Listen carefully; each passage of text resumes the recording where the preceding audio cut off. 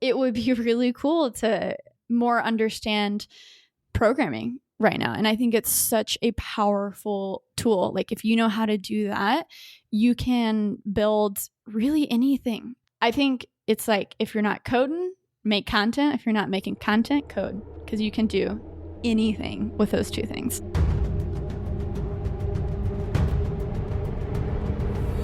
You gotta pick yourself up, go backwards, and slam yourself at the wall like 500 more times until the wall crumbles. 25% of middle school girls already believe they'll never achieve their dream career.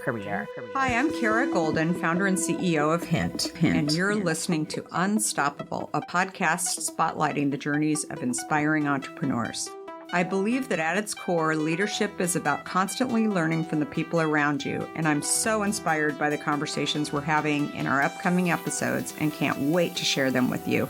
This season, some of my guests include Andrew Dudham, founder of Hims, Erica Nardini, CEO of Barstool Sports, Danielle Dubois and Whitney Tingle, co-founders of Sakara Life, and much, much more.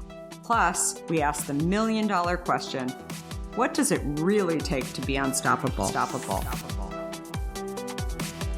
Let's find out. Hi, everybody. It's Kara at Unstoppable, and we're so excited to have my friend Sara Dietschy here. I'm so excited to be here. So round two, yes. We talked to you back in 2018. Yes. Oh, gosh. You were one of our favorites, and we asked you to come back and sort of hear what is going on with Sara overall. So just to give you a little bit of background. So Sara Dietschy is this incredible, I say that you're this incredible YouTube star, but to me, you are so much more than that. Thank you. You just give such great advice, and a lot of your content is super awesome, and you ask all these terrific questions. Over 555,000 exactly. subscribers on her YouTube channel. And basically, if you go onto her YouTube channel, has lots of uploads of docuseries, tech reviews, vlogs. I've learned so much through her and learning every single day, but she's also partnered with lots of incredible brands like AT&T and Honda and Visa and Squarespace, etc. She has a weekly podcast called The Creative Life, which is on every Monday, which is terrific if you have not heard it. And, while her YouTube channel really started with tech reviews, I feel like, again, you're doing so much more when I go on there, and you're talking about lots of things that people really want to know, or they didn't know that they wanted to know. She was born in Dallas. Yep. Southerner. Yeah. Southerner at heart. She loves peaches, which we'll talk about in a little bit. And she has this incredible relationship with her parents, which I so love that you highlight that as well. And so take us back a little bit. I know a little bit about you, but so you left, for those of you who have not heard about Sara's stories, so tell us a little bit. So Dallas. Yeah, so born and raised in Dallas, Texas, in a burb grapevine, which if you've ever flown into DFW, 5 minutes away from the airport. So it was definitely, I grew up in a nice little bubble, but because of the bubble nature of the suburb, I really felt like there has to be something more when I started thinking about college. So there really wasn't a ton of options just because I knew college was so expensive. So I worked pretty hard in high school, and I got like a scholarship to go to a local college. I stayed at home. And so doing electrical engineering for 3 years, staying at home in my childhood home in Grapevine really got me thinking and kind of buzzing of, okay, what do I actually like in life? And I was always involved with music and video, so I really started pouring into video and making more YouTube videos. And I posted my first YouTube video in 2011, but no one was a YouTuber. No one was doing that as their profession. So when I kind of acted on, hey, I want to pursue my dreams, my parents were still like, well, you should probably finish college if you want to move to Nashville, Tennessee. And I was like, fine, okay. And then I went to Nashville. I loved it, made a lot of cool music friends, really started with video, making music videos, and I was working at a production company. But 1 year at this private college in Nashville wiped out everything that I had saved in one semester. It was $15,000 for one semester. And that's when I really stepped back and I was like, oh, okay, wait, does this make sense? Is what I'm receiving, does that equate to $15,000 per semester? And you were in electrical engineering and computer science. Exactly. So I had switched my majors from EE to computer science, and I was still miserable after 3 years. And I was like, you know what? It is like, I cannot be living my life for my plan B when I'm only 20 years old. Like, I'm not doing this. So I was like, you know, guys, I can always go back. But right now, I just cannot do this. I was telling my parents, my grandparents, of course, I can always come back. But in my head, I was done. I was like, screw this. This is awful. I hate this. And I really went full force into video. And again, I linked up with a production company there, and I was doing these just boring corporate videos. So I didn't drop out to necessarily be a YouTuber, but I was doing YouTube on the side. And then I was doing these random, you know, corporate boring videos. And I was like, one day, you know, if it's 5 years or whatever, I'll do my own thing one day. This is better than studying something that I hate. And so the month after I dropped out, I basically had a super viral video. You know, it was actually like probably 3 or 4 months because it was gearing up to this. So I had a viral video, and I also applied for something called the Adobe residency, and I got it. So in the span of 1 month, I basically had a steady income from Adobe to just pursue my passion projects, which is crazy. It's called the Adobe Creative Residency. If you're wondering what it is, they basically pay you to pursue your passions. It's amazing. Which is and they still do it today. And they still do it today. That's so great. So all of a sudden, I went from 4,000 YouTube subscribers to over 100,000, and then I had a steady paycheck. So for an entire year, I was able to kind of just like shape my brand, figure out what videos are, you know, I really vibe with and I want to make. And it was kind of off to the races. And, you know, now I've been living in New York for over 3 years now. And I love it here. It was definitely a shout out to my Meemaw in Texas. She bought me a trip to New York for my graduation present. And I had never experienced anything like it before. It was my first time in New York. And when I was walking the streets with Meemaw and Jeannie, I just remember, oh my gosh, I don't know when, but I have to live here one day. And it happened. And you did a brief stint in LA a couple of years ago. So that was more of kind of bouncing back and forth. So my boyfriend, John, he lived in LA when I met him. And so, you know, we were doing the long distance thing, and obviously I wanted to spend more time with him. So I was doing months at a time. I would come back to New York, and that's when I lived in a rat infested apartment. So I was going to LA quite often. Yeah. You were like, I got to get out of here. Exactly. So that's awesome. So wait, so the first video, take me back. So the focus, like, you know, it went viral. The focus was really like, what did you say to yourself, like, would be, you know, Sara? Yeah. Like, what was this was before Peachy and sort of the branding and everything. How did you sort of think about that? I mean, so I posted my very first video in 2011, and I didn't go quote unquote viral until February of 2016. So I think the thing that a lot of people don't talk about a lot is just, okay, I was doing years and years of prep before this moment actually happened. So in 2015, when I dropped out, I was doing, that was the first time I became really consistent on YouTube. And I was every week aiming for something that would reach beyond my audience and then doing something for me.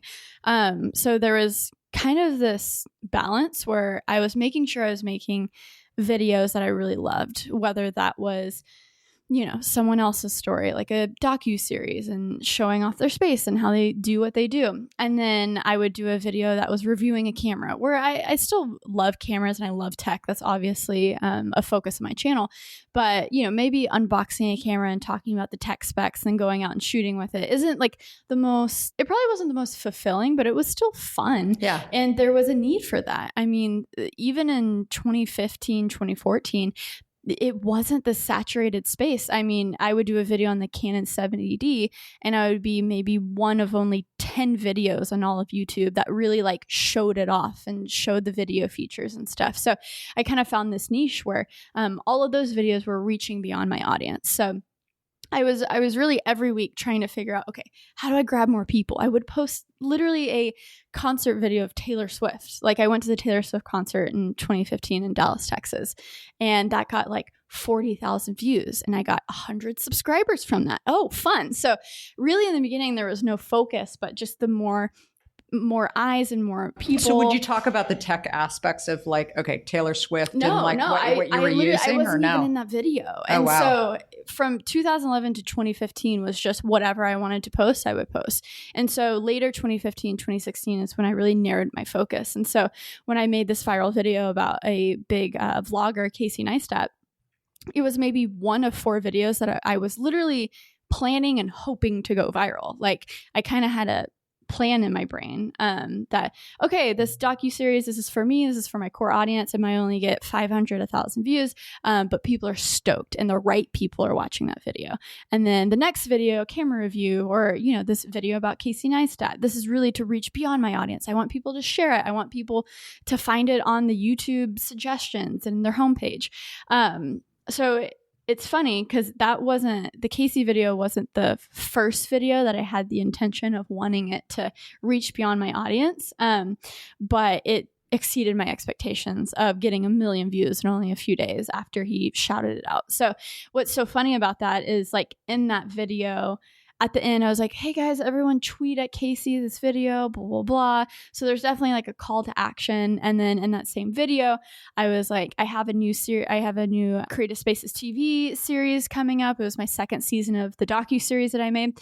So every kind of video like that, I wasn't ready, but I was like, hey, I'm glad you came to my channel for this, but this passion project of mine, Creative Spaces TV, watch out because the new episode is coming out next week. So what was so great about that is I was ready. I had this like epic series lined up. And so, and then people had 6 years of content to go back and watch. So when they found my channel, they were like, oh, wow, I can just watch this stuff for days. And it really resonated.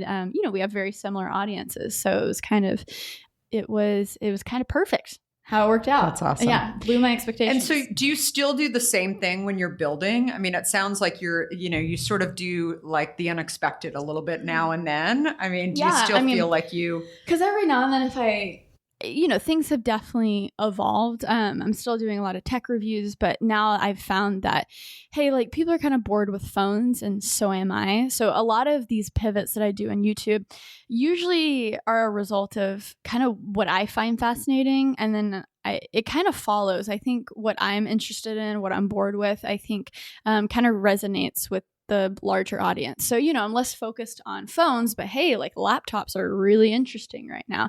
So I've kind of pivot a lot of my videos to that. But then that just makes, the random video of visiting Texas with my family and goofing around. When I post one of those videos after like 20 tech reviews, I think that's kind of like a fun present for my audience. Yeah. And they get to know you a little bit more and know that you're real. Exactly. And you're not just about information more than anything else. So. Yeah. And even in tech reviews, I try to, hey, how does this, how can I incorporate this in my life? Or my friend's life who's a programmer or a photographer, because it can get kind of boring when it's just me. And I'm sure it's not, but that's how I started my channel, was really focusing on other people. So I try to incorporate that as much as possible. And do you think, like what's sort of your favorite things right now that you're curious about? I mean, I feel like a lot of the stuff that you talk about too, that you haven't sort of baked an idea that you actually have an opinion on it. You're sort of like, let me pull this person in and talk about, TikTok or something. And, right. Well, yeah, I think for my YouTube channel, it's probably more, what's the word? It's probably more focused than ever, and it kind of has a game plan. But I think with my podcast, That Creative Life is my like passion side project where I can explore all these things that I'm interested in. So I get to talk to people like you know, you're on my podcast. I'm like, oh, CEO of an epic, you know, water company. And there's so many cool things to explore with that. And I'm so fascinated by behind the scenes and process. And okay, well, and I'm currently starting a software company right now. So I've had 2 years of interviews with CEOs and practitioners and operators. So I'm a very curious learner. And so whenever I get to create content around that and I get to poke and prod and ask my questions, and then to have an audience that is also curious about that is really exciting for me. So even though my YouTube channel is pretty, I wouldn't say predictable, but it's just like it's on a flow, right? My podcast is where I kind of have a more fun and I get to just explore whatever I want to explore, the social media landscape, you know, how do you run a business in 2020 and all of that stuff. Because I like meta things, but if you get too meta on YouTube, kind of ruins the, I wouldn't say illusion of it all, but people expect a certain thing on YouTube. No, they definitely do. And I think it's just a matter of trying to figure out what that is. And if you're going to change, then just announce that you are changing. And this is something that you're focused on. I totally agree. So do you feel like, I mean, how big is your team now? Like, I feel like you've grown from being just Sara to, there has to be a lot more people. Well, that's what I've been figuring out in the past year. And I've kind of gone through people, and hiring is not a natural thing as a creative. I will say that it's been pretty tough because, you know, I mentioned operations and process. That's where I think a lot of creatives lack. I mean, we get numbers and we get noticed for not building a respectable team and process. The biggest things that I've made are kind of, oh, hey, I have this idea at 2 a.m. How do I get this done in 2 days? And I'm just going to throw everything I have at it and let's hope it works. So that's been the biggest challenge, honestly, recently, is kind of building up a team. And I hired my first full-time person. Didn't really work out. I'm learning that working with just like a solid group of freelancers, I think, is way better for what I'm doing, just because people, creative types, I think really like creating their own hours. And that's what I'm figuring out. So when I had someone coming to my office from 9 to 5, it wasn't good for either of us. And it almost became like an entirely new full-time job that I had. So since what I do is so project-based, and right now I have so many videos to do. And so the fact that I can, you know, have 2 editors kind of going at the same time, and every project is different. If it's like I'm working on a video, like a vlog for Target right now, it'll go on their YouTube channel, and there's no me at all in it. I just help film them and I'm editing it. And so that's a little bit more precious, and there's so many things going on. So that I sat down and edited that full thing over a week. And then, you know, I hired a graphics person to help me with some visual effects. So it's very project based, and I've gotten in a flow with like 2 editors. And then I'm trying to hire kind of like more of a project manager right now who can, yes, help me film maybe a couple days a month, but I'm pretty good with filming on my own. So figuring out someone who can be that middleman in email and coordinate, hey, you need this keyboard and this computer for this video, and letting me know that, hey, all the parts or all this have come in for this video. We're going to film it on Tuesday at 10 a.m. And so that's what I'm working on now. But you still, as you know, sort of, you still know how to do this stuff, right? Oh, it's more about, I mean, like, I think people, when I look at you and sort of scaling your business too, I talk to lots of CEOs about this, that, you know, I think like the best CEOs today are the ones that ultimately, you know, know how to do everything, right? They may not do it, but you know enough to sort of get you in trouble, right? Totally. About all these different things. And I think it's just that's so critical. And I love to hear that you actually, you know. Yeah, it's a challenge. And I think it's what I'm learning right now too, is when you are so attached to something, it's so much harder to let go. And that's why with editing, and, you know, even, I'll say this, even with my podcast, it took me so long to hand that off to an editor. There is nothing creative about how you edit a podcast. You check off a few things and you're good. But for some reason, I was like, oh, wait, but what if they don't take out that time that I stammered, and, you know, it didn't make me look good, or you know, there's a lot, you can imagine how many things that go through.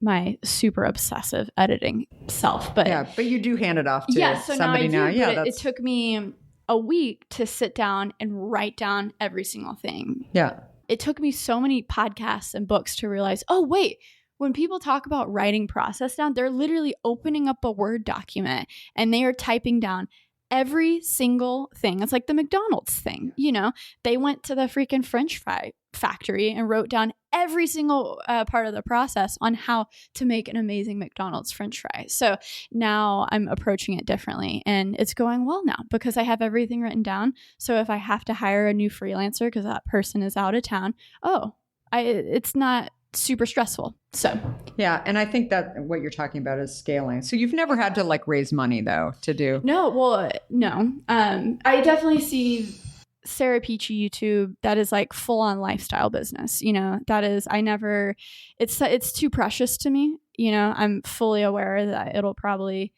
max out at $1 million. And then because there's only so much you can do with your own audience and stuff. And you can always make more videos. You can also always grow your audience, but it's not going to be this crazy multi-million-dollar startup. And that's actually why recently kind of started this AI content creation business with a programmer friend. And we are like off to the races. And we definitely contemplated, is this, you know, the right thing to raise money on? And like, should we do what everyone else is doing? And luckily my co-founder, he has already a business in place that is going smoothly. And basically the two co-founders of that business are my two co-founders for this business. It's called Switchboard. Hopefully you'll see it out in the world in 6 months. That's awesome. And we kind of, you know, it was definitely a discussion we had to have, but we're like, wait, a lot of people raise money for customer acquisition and you have me. Like I have the exact audience who would love to use this product. And then they have a current business that is going to enable us to hire our first few round of programmers. And so I think when you don't have to raise money, I think maybe it's kind of one of those things that like, hey, maybe try going the other route of just, you know, like bootstrapping. So I think that is so true that it's I mean, we didn't raise any money for our business, very different business, a physical goods business. But I always tell people that we waited for a few years because we also showed the value of the company. And frankly, like I didn't want to borrow, you know, not that it's necessarily borrowing, but I looked at raising money as I wanted to make sure that it was successful first and that there was traction. And so I don't think there's anything wrong. It's just, I see all these companies that raise tens of millions of dollars for something that isn't even a product yet.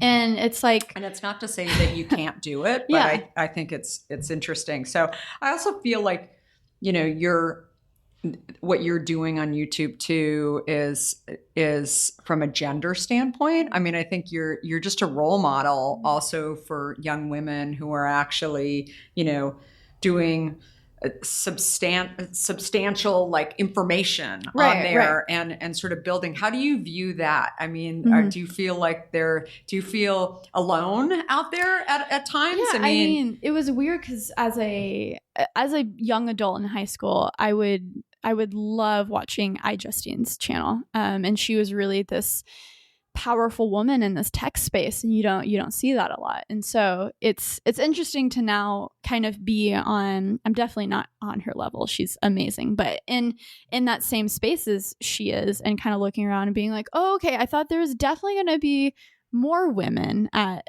this time. I think it's definitely, you know, there's definitely more now, but I think there's always so much more to do. So if I can be that role model and, you know, be the reason why girls get into tech, or even what I failed at, computer science, you know, I have a lot of really cool girls that I hang out with who are going to NYU for computer science and starting their career in coding. And it's so exciting to see and so cool to see. Why do you think you failed? I don't think you failed. I mean, maybe I didn't fail. I just hated it. Yeah. You just decided to leave. But I think it's your journey, which was obviously like taking you to do this and, you know, inspire people and know that, you know, very smart people sometimes may not continue going to school or may switch careers or however you want to look at it. And I think that's super inspiring. It's cool it all kind of comes full circle too, now that I'm working with a lot of programmers and interfacing with them every day now, trying to build this thing. It would be really cool to more understand programming right now. And I think it's such a powerful tool. Like if you know how to do that, you can build really anything. And it's so powerful. And so I'm glad, because I love making videos. That is like my 100% true passion. I don't think I would be where I am without that. So I think it's like, if you're not coding, make content. If you're not making content, code, because you can do anything with those two things. So a couple other questions affiliated with your brand. So favorite camera today? Oh, yes. Okay. I use so many different cameras, but I have to say Sony a7 III is such a amazing, versatile photo video camera. Specifically for videos or like it's like the perfect hybrid camera. So I shoot most of my YouTube videos on it, and all of my pictures are taken on that camera, and it's in that $1,500 to $2,000 price range. And Sony makes a lot of great glass now, so hands down Sony a7 III. We're all waiting for the Sony a7S III to come out, which is kind of like the Sony a7S II was the first mirrorless video camera that really changed the game. I mean, you could shoot 120 frames per second at 1080. That was like unheard of in a tiny camera 5 years ago. So Sony's always doing some great stuff. The Blackmagic Pocket Cinema camera I've been getting really into lately, shooting some of my bigger projects on that. I'm always about what can you get for like the $2,000 to $3,000 price range that's still small. You're going to carry it with you, because I think a lot of people think they need these massive cameras to get, and you don't. You really don't. And if you have that, you're probably not going to bring it along with you for a lot of things. Usually you end up just using your iPhone, because that super fancy camera that you spent $5,000 on is too big to bring. You just don't want to haul it around. So finding that sweet spot is really good, because you actually use it. Yeah, I think that's true. And a special lens, or no? The lenses are all... Okay, yes. So the 35 1.4 Sony is my go-to for pictures. Awesome. And then the 16 to 35 f4 with image stabilization is like the best thing for video. Software you can't live without. Adobe Premiere, even though it gives me a headache sometimes. It's like, and it's for editing. Yeah, so it's for video editing. And recently I made a video editing in DaVinci Resolve, which is a close second to it. And that's a great program. That's free too. So anyone who wants to start getting in video, I recommend just download DaVinci Resolve. It's free. Just start playing with it. And just start. Yeah. And just start seeing what but goes I love on. Premiere. I love my Adobe Creative Cloud suite, even though it's a little pricey. You get Photoshop, Lightroom, you get all the things. So I'm a Premiere gal. That's awesome. So 2020, the company hopefully will get launched. Yeah. So we're looking at, in hopefully 6 months from today, there's going to be something out there. We're working hard with 2 to 3 programmers, just That's coding awesome. all the time. Here in New York. Yeah. That's awesome. Well, tell us if we can hydrate you guys as well with yes, hints. of course. What's your favorite hint flavor? Oh, watermelon. Yeah. That's so easy for me. Not peach? What? I know. Sara Dietschy rhymes with peachy is a watermelon. Yeah. But I will say this blood orange is like... Maybe we should do a really watermelon good. Peach just for Sarah. That would be interesting. We'll do the Let's do it. Dietschy. We can just have my face on it, just super big on the label. Wouldn't that be awesome? You walk into Walmart, there's Sara Peachy on a hint bottle. Wouldn't that be awesome? So that would be super, super great. So what makes you unstoppable? Oh gosh. Wow, you stumped me with that one. I have a few ideas. I can start to jump in on it. Start. Yeah, I'll start. So the fact that you just started. Yeah. Right? Like I think like that's the biggest thing when I talk to people, and you and I started to talk about this earlier. So I'm writing a book and I'm finishing it up. It'll be out next September. You'll have to come back on the podcast again on mine. It's called Undaunted, and it's about the making of Hint, but it's also about the journey of just going and doing it. Because I think that in every single industry, all genders. It's the consistent thread amongst people that can't do it is their own, bias and walls that say they can't, right? And they can't start. And so I always tell people, like, you got to just start. Yeah. Like, even if you, even if you weren't successful, if you feel like you failed or whatever it is, like, just starting, just go and start doing something, because you'll probably do a lot of things wrong, but then you might do a couple of things right, and then you don't know where that journey is going to go. Like, you started to go to school, and you started to figure out whether or not you were going to do it, and then you came and started your company. And I think trusting your gut is so huge, because whenever I was in college and hating it, I had to take a step back and really notice, okay, wait, I'm editing videos from 10 p.m. to 2 a.m. And it's like I'm doing this when no one else is telling you to do this one thing, and then you're spending so many hours on it, and then you have a finished product and you're so stoked, and it like makes you feel alive.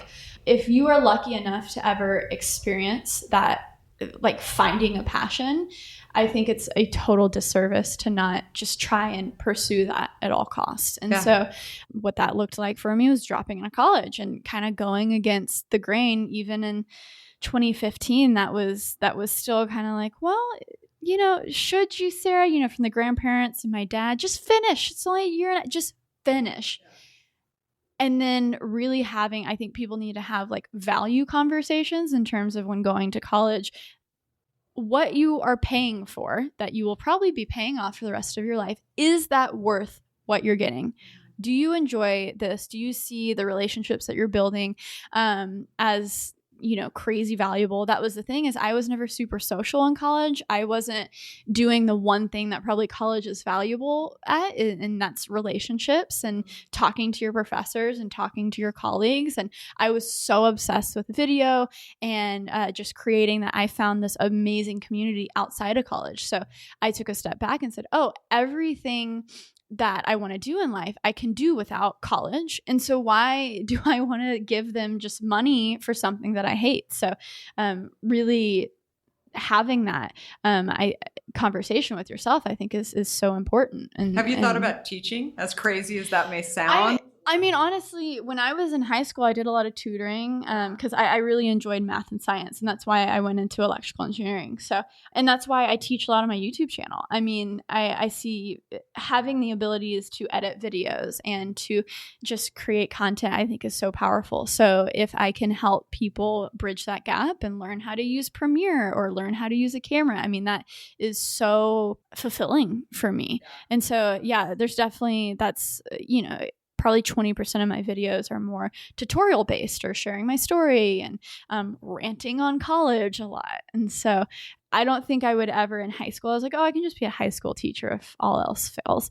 But I don't think I would ever teach in the traditional sense, because I do not believe in the traditional sense of education. Yeah. I'm sorry. No, I think that's fine. And I think that there's a lot of people that are listening to it may be questioning that themselves or may have, a kid that's actually questioning it too. And I think it's really valuable for them to hear your story and sort of how you thought about it and found your passion too, which is huge. So where do people find you? Yes. You can find me at Sara Dietschy everywhere on Twitter and Instagram. It's SARA. SARADIET, like diet, SCHY. And then you could probably just Google me. Yeah. Google my name. Yeah. You'll find my YouTube channel, Twitter, Instagram. And then that Creative Life episode with Kara was really good. So you can check out the episode we did together, which is I would love to do more of that. Yeah. Too. That's great. So, this is awesome. So good. Well, thanks for making time for us today. And everybody check out Sarah, and she'll become your new favorite person.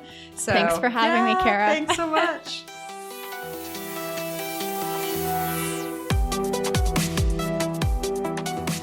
If you like what you heard, please help spread the word and leave us a review.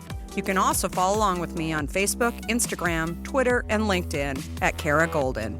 Do you have a question for me or want to nominate an innovator to spotlight? Please talk to me at Kara Goldin on Twitter. Thanks so much for listening. Until next time, be unstoppable.